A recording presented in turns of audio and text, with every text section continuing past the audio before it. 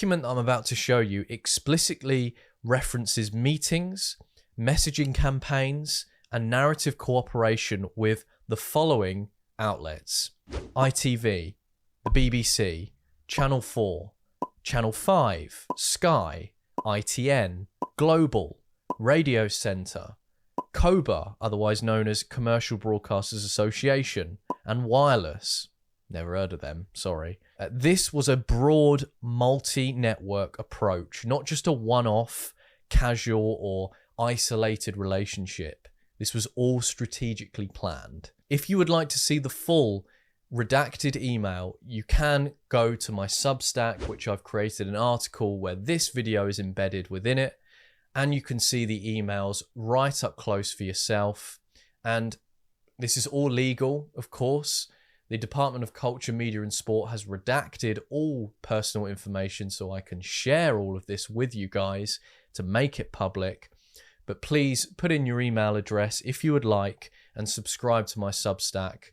Let's look at the first screenshot then. So this topic is all around the initial ITV collaboration with the Department of Culture, Media and Sport, discussing embedding vaccine messaging. So here's one of the key quotes. Officials at the Department of Health have been in touch with the Department for Culture, Media and Sport about potential assistance from ITV in relation to pro-vaccine messaging. This meeting may offer an opportunity to test the possibility of this with them. This is the clearest evidence we have that the UK government proactively approached broadcasters to explore embedding public health narratives in programming. The phrase "test the possibility" shows it was part of a larger plan, not just a one-off idea. Let's move on to the next one. This is another screenshot where the topic is all around the government proposing vaccine storylines in soaps, targeting minority and working class groups. Here are the key quotes. Quote, officials at the Department of Health have been in contact with the Department for Culture, Media and Sport to query whether ITV would be willing to assist with pro-vaccine messaging in their content, as well as reiterating public health messages about the safety of vaccines.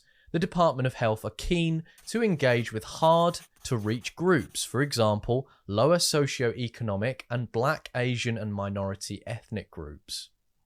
In particular, the Department of Health has proposed writing to ITV, Joint Department of Health / Department for Culture, Media and Sport letter, to ask them to consider including vaccine storylines in their soaps.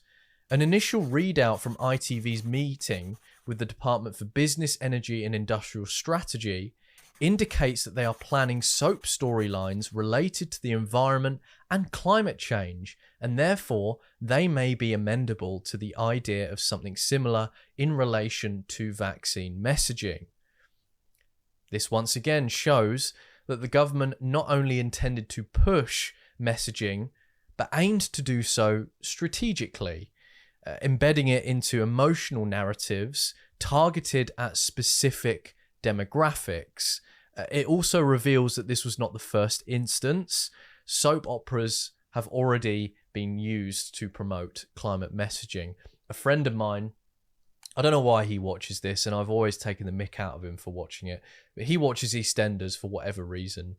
And we were on the phone chatting, and he explained to me that he was watching an episode and then they mentioned geoengineering and cloud seeding. Very out of pocket, very bizarre. And they were talking about things like climate intervention on saving the planet. Very, very obvious nudge. And it was so out of place that it wasn't right. And it wasn't subtle as well. So let's move on to the next screenshot. This one is of ITV agreeing to mental health messaging partnership aimed at the youth.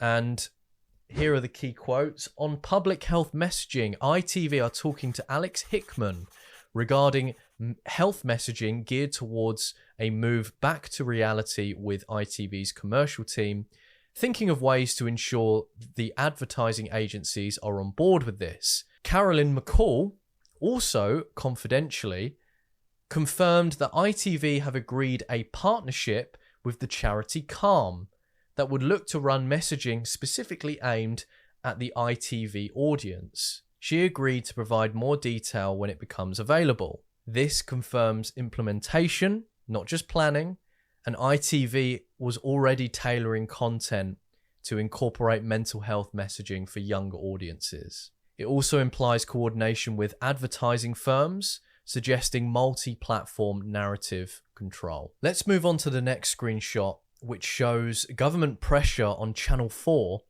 to amplify lockdown messaging.